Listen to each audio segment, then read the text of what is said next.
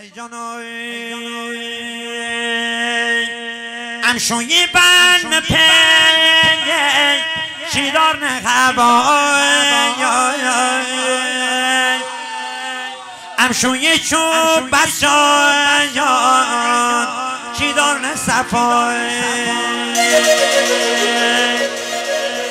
قربون ادب پالمون بالله امروزا به افتقار مهمونات به دست مشکل بزن اما ماشالله نمیری اما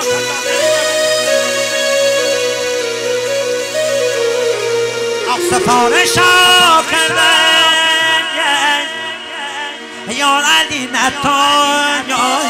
عملی نتان آخ با تنال وزن شیدنی غربان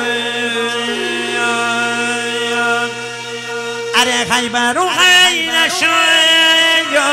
بلبل و به من یارت دست آرزو بدل و به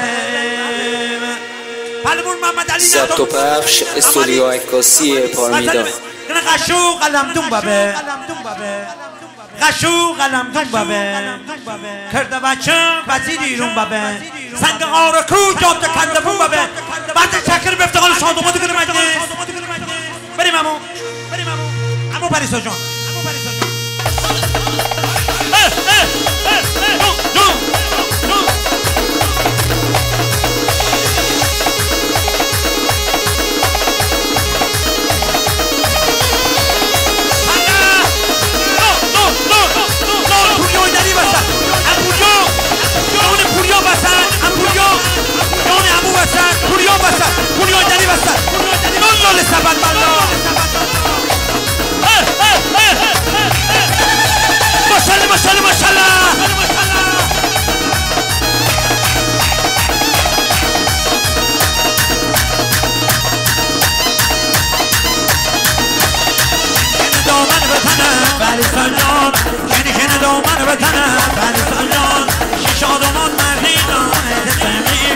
شادمان